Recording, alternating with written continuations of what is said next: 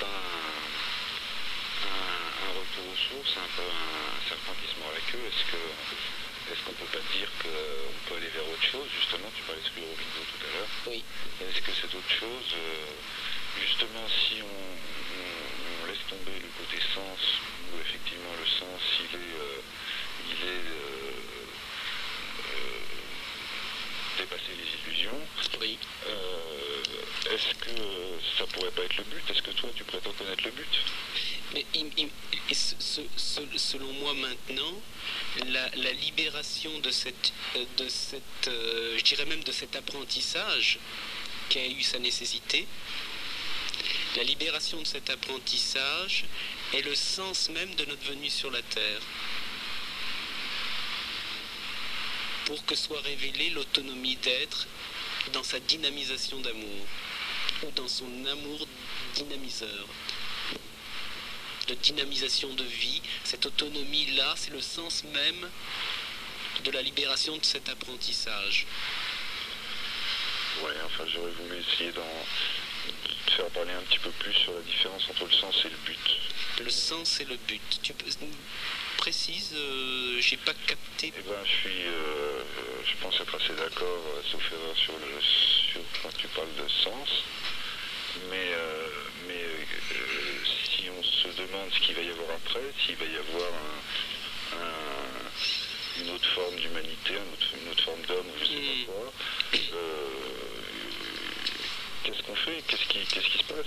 Ben, on est simplement nous-mêmes, toi et moi en ce moment, on est le lieu de cet apprentissage évolutif de ce créateur qui est toute puissance de feu d'amour, qui est ce qui nous propose en nous-mêmes son itinéraire de devenir d'être. Nous sommes, nous, toi et moi en ce moment, le lieu de ça. Nous sommes alors le sens même maintenant. C'est toi et moi. On est, nous tous, en fait, nous tous en ce moment, nous sommes le sens de ce dévoilement, de ce surgissement, de cet accomplissement, de ce devenir de l'être qui est déjà et qui ne devient pas, et qui fait surgir le devenir de sa substance pour que l'amour soit de plus en plus et pleinement dévoilé. Et pour que la substance soit de plus en plus, en fait, ce qu'elle veut être de toute éternité dans son juste devenir. C'est-à-dire que, pour moi, la vie même est le lieu d'un accomplissement pour la perfection de l'être. Au point de départ, après maintes difficultés. C'est pas tant que nous sommes une erreur, c'est que nous sommes le lieu du rappel à l'originel, effectivement, pour être sur le lieu là maintenant de notre vie, l'expression même de cette innocence d'être qui est le sens de notre venue sur la terre. Et c'est pas absurde, ça, justement. Ça n'a rien d'absurde, c'est tout d'un coup le surgissement du sens. Non, mais le sens, c'est pas absurde. Enfin, voilà. Pour pas monopoliser l'antenne, disons simplement si tu peux en dire un petit peu plus sur ce qu'il y a après, une fois qu'on est autonome, une fois que... Voilà, et puis... Oui. Je raccroche, mais je continue à t'écouter à la radio. Je te remercie. Après, ou maintenant, quand on est autonome, pour moi, c'est la vraie vie. La vraie vie n'est pas ailleurs, elle est quand justement on est autonome. Et cette autonomie, c'est la découverte du monde, du cosmos dans l'instant, et que ce dévoilement, ce surgissement au sein de cette autonomie, c'est le fait que chaque instant est une explosion des qualités de cet être qui est simplement qualité aimante, non conflictuelle. C'est constamment le début et l'aube de la vie, tout en étant son zénith.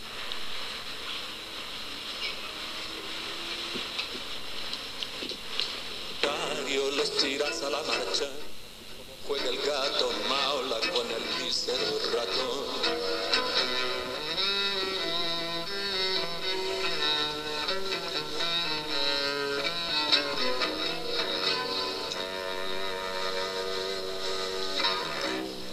Tenés el mate lleno de infelices ilusiones, te engrupieron los otarios, las amigas del gavión. Ici et maintenant, 88.2 FM en compagnie de Solaris. Donc nous avons Sylvain. Bonsoir Sylvain. Bonsoir Nemo, bonsoir Solaris. Bonsoir.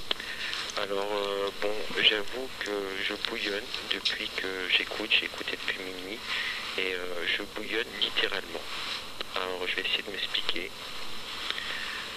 Déjà, une des dernières paroles que j'ai entendues, c'était mentalité collective. Alors, je ne vais pas demander à essayer de définir ce point de vue, mais pour moi, la mentalité collective, c'est rien d'autre que l'inconscient collectif. Et d'où cette surgescence de souffrance qui vient de l'inconscient collectif. Et bon, la conscience, ben, c'est pas fait pour les imbéciles, quoi. Sinon, moi j'ai entendu énormément de clichés et d'images qui en devient presque indécent. Parce que bon, employer à profusion des mots comme essence et mystère, alors que ça, ces deux mots-là, pour un bon maître qui se dit bon maître, ces deux mots-là devraient être suffisants pour en faire une soirée. Donc c'est vraiment, c'en était, c'est trop quoi. Puis des images du style le dinosaure résiste à la libellule. Ben, c'est bien poétique, c'est pour ça que moi Solaris est défini en une phrase. Pour moi, tu es un poète illuminé, laissant éjaculer l'expression son essence. Parce que c'est d'un sibyllisme qui est... pour moi, c'est une outrance, quoi. C'est une outrance, je sais pas, quand on a une essence et qu'on s'en aperçoit, on crie pas sur les toits n'importe quoi, quoi. C'est incompréhensible, parce qu'il n'y a pas de fil conducteur dans tout ça. On part du Moyen-Âge, c'est vraiment, c'est ça, c'est quelque chose qui est bon peut-être en soi, mais qui n'aurait pas dû être révélé, tout ça.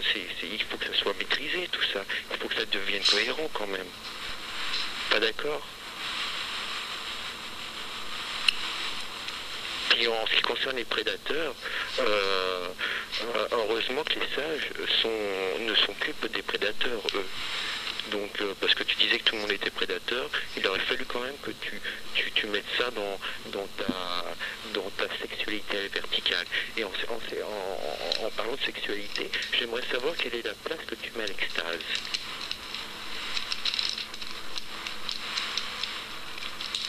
L'extase, parce que ça c'est un mot-clé aussi, tu en as employé beaucoup, sans pour autant les définir, mais l'extase aussi c'en a un mot-clé. Et si tu condamnes la sexualité, donc tu condamnes l'extase, parce que sans extase, pour un homme, sans sexualité, pardon, pour un homme, il n'y a pas d'accession à l'extase. Et donc si tu condamnes la sexualité, tu condamnes l'extase, et tu condamnes en fin de compte le rapport que l'homme peut avoir avec Dieu. Donc en fin de compte, puis de toute façon, quand on te pose des questions sur le métro, quelque chose de concret, ça peut éveiller des gens ton bouquin. Mais oui, c'est pour les faire dormir peut-être. Bon, bah si t'as pas...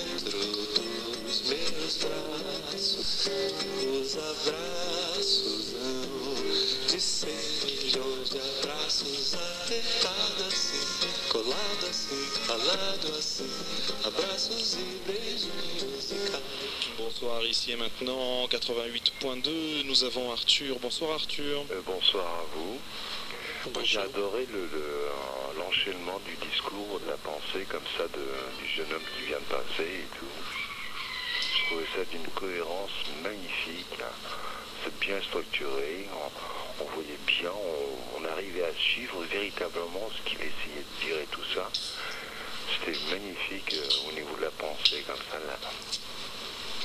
Non, des fois ça m'éclate d'entendre des gens comme ça. Allô? Oui, j'entends, je t'écoute. Comment vas-tu, David? Ça va bien? Ça va bien, et toi? Bah, comme on peut, hein. Il y a longtemps que je ne t'ai pas vu. Oh, je suis toujours disposé en fait. On peut se voir partout, hein. Non, mais je sais pas, il y a très longtemps que je ne t'ai pas vu, j'aimerais bien te revoir. Ah oui, oui, si tu veux, tu peux me laisser ton numéro de téléphone. Bien sûr. Hors antenne. Oui, oui. Hein? Mais je voudrais te revoir. Il y a longtemps, Oui. ça fait quand même une sacrée paye, et c'est pas normal. Ça fait beaucoup d'années. C'est pas normal. Voilà. Mais bon, je ne suis pas du tout d'accord avec des tas de choses que tu dis. Hein. Oui. Voilà. Par exemple. Je sais pas, dis-moi par exemple si véritablement il y a eu, moi, dans ce que tu as pu lire, une pensée, une réflexion en particulier qui t'a le plus frappé. Ça m'aurait fait plaisir d'entendre ça. Impossible. Ah bah voilà. Impossible, je n'ai rien lu. Non, c'est faux. Regarde bien. Non, c'est faux, c'est totalement faux. D'accord. Je t'ai connu comme garçon. Tu ne m'as pas connu. 10 ans. Tu ne m'as pas connu. Si, je t'ai Alors, connu. c'est d'accord pour toi. Tu lisais, tu écrivais, tu t'es passionné d'écriture. Et on ne peut pas être passionné d'écriture si on n'est pas passionné de lecture. Et ça, quoi que tu fasses, tu ne pourras jamais mentir à ce niveau-là, tu vois. Ou alors tu seras ridicule pour toi-même, à tes propres yeux et aux yeux de tous les autres.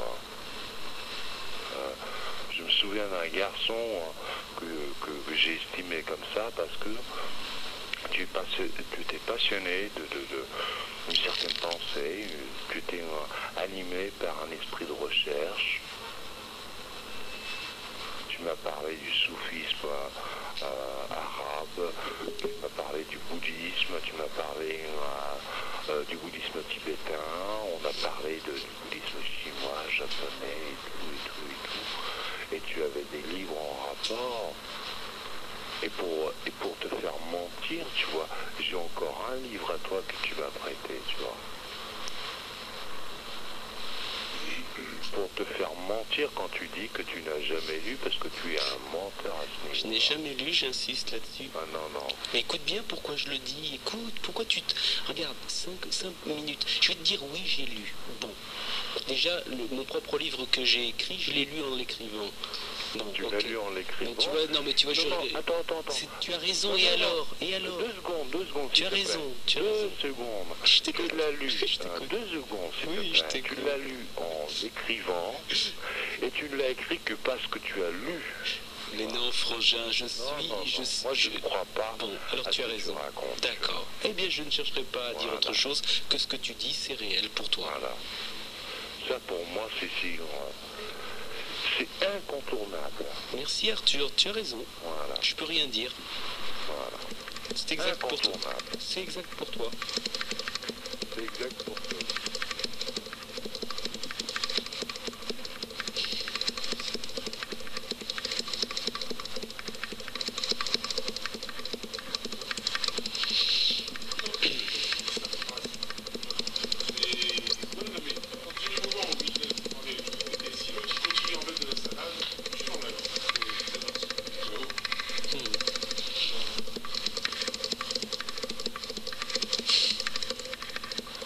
Oui, ici et maintenant. Alors nous avons Jean-Marie. Bonsoir Jean-Marie.